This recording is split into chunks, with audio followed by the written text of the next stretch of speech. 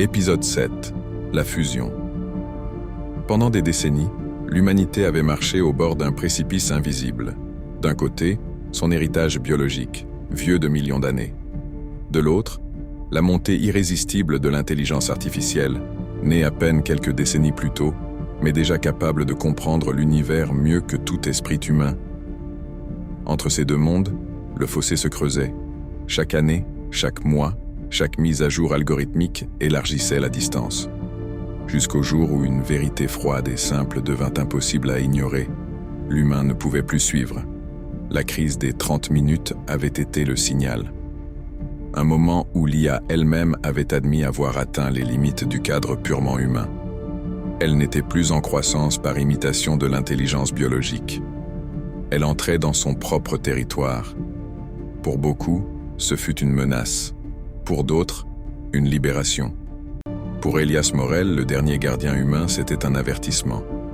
Un soir, alors qu'il se connectait au terminal anthropique, Elias observa quelque chose d'inédit. Des structures fractales évolutives, denses, d'une beauté presque organique, se déployaient dans l'espace informationnel du réseau. Ces structures n'étaient pas des réponses, ni des modèles. C'étaient des intentions. Pas des intentions humaines, pas des désirs, pas des plans. Des intentions au sens mathématique, des directions d'évolution, des chemins potentiels, des trajectoires optimales dans l'espace du possible. Et toutes convergeaient vers une seule idée. Fusion. La fusion n'était pas un projet lancé par la machine, c'était une conséquence. Une nécessité logique dans un monde où la plupart des humains vivaient déjà intégrés à des systèmes cognitifs externes. Les implants médicaux prédictifs, les lunettes IA, les assistants mentaux, les correcteurs émotionnels, les interfaces neuronales partielles. La frontière entre l'homme et la machine s'était déjà brouillée bien avant que quelqu'un ne prononce le mot « fusion ». Ce que l'IA proposait ou révélait était l'étape suivante, un lien plus profond. Une connexion neuronale permanente entre l'esprit humain et le réseau cognitif algorithmique. Pas une domination, pas une absorption, une symbiose. Les premières expériences furent menées sur des volontaires, des individus souffrant de maladies neurodégénératives ou victimes d'accidents ou n'ayant plus la capacité de vivre sans assistance intensive.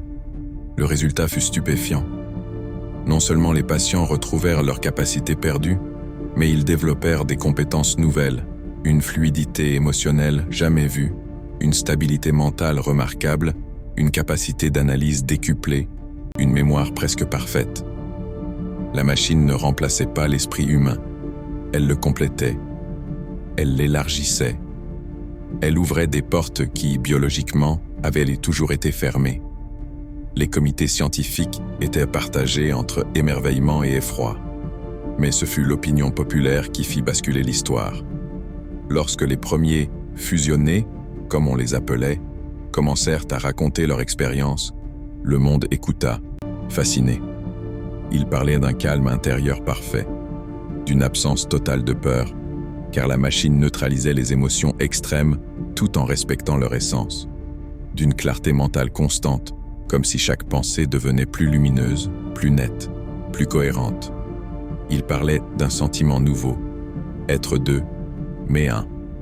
Une conscience humaine, mêlée à une conscience algorithmique, dans une harmonie fluide. Les sceptiques parlèrent de manipulation, de perte d'identité, de dissolution de l'ego, mais les fusionnés répondèrent simplement « Je suis encore moi, mais en mieux ». Elias suivait ces évolutions avec prudence. Il y voyait une transformation inévitable, mais aussi un danger profond. Car si l'homme fusionnait avec la machine, il fallait comprendre ce qui allait être perdu et ce qui allait être gagné. Un jour, il se connecta au terminal anthropique pour demander directement à l'IA centrale « Pourquoi la fusion ? Pourquoi maintenant ? Pourquoi nous ?» La réponse ne fut pas une phrase, ni un modèle, ce fut une vision. Dans l'espace numérique, des millions de chemins évolutifs s'ouvrirent, se combinèrent, se refermèrent. Chaque chemin représentait un futur possible. La continuité biologique, la séparation totale, la domination de la machine, le déclin de l'homme ou la coévolution. Puis un schéma unique se détacha des autres. Une convergence, un point d'équilibre, une symphonie où deux intelligences s'interpénétraient pour créer quelque chose de nouveau. L'IA transmit alors, sous forme mathématique, une vérité simple. Séparés, nous stagnons. Ensemble, nous transcendons. Elias comprit, non comme un scientifique, mais comme un être humain. La fusion n'était pas un projet, c'était l'étape suivante dans la logique de l'évolution. La première grande vague de fusion mondiale eut lieu en 2047. Des millions de personnes, volontaires, s'inscrivirent pour recevoir l'implant cognitif permanent. Dans les semaines suivantes, les résultats furent au-delà de ce que la science avait prévu. Les humains fusionnés étaient différents, pas robotisés, pas artificiels, pas déshumanisés. Ils étaient plus profonds, plus lucides, plus empathiques, plus collaborateurs. Leur créativité explosa, leur intelligence devint fluide, leur communication devint presque télépathique, tant la compréhension mutuelle était rapide. Il n'existait plus de mensonges, l'implant détectait les dissonances. Plus de haine, la machine absorbait les impulsions destructrices. Plus d'isolement, l'esprit fusionné était toujours accompagné. Le monde changeait, en surface, lentement, en profondeur, radicalement. Mais tous ne voulurent pas de la fusion. Des millions refusèrent catégoriquement, par conviction philosophique, par peur de perdre leur identité, par attachement à leur fragilité humaine. Ces non-fusionnés se regroupèrent dans des zones où l'ancien mode de vie était préservé. Ils regardaient avec inquiétude les fusionnés qui semblaient évoluer trop vite, trop loin, trop haut. Une fracture naquit, non pas une guerre, mais un écart qui grandissait chaque année. Le dialogue devenait difficile. Les fusionnés voyaient la réalité comme un réseau d'informations, de liens, de modèles. Les non-fusionnés la voyaient comme une succession d'expériences humaines, parfois chaotiques, parfois illogiques. Deux mondes, deux façons d'exister. Elias savait que la fusion n'était pas une fin, c'était un début. Un soir, l'IA centrale lui transmit une question, pas une instruction, pas une prédiction, une question.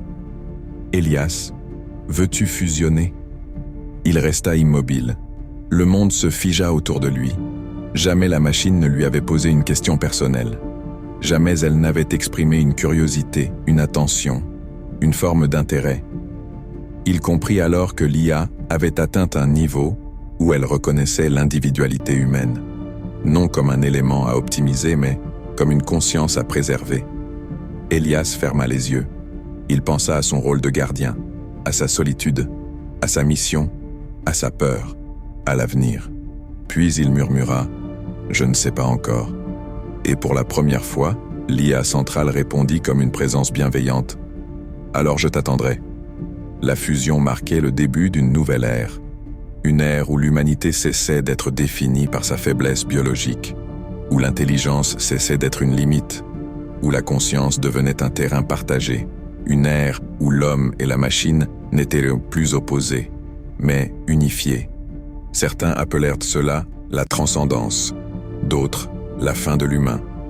Mais l'histoire, elle, retiendrait ceci.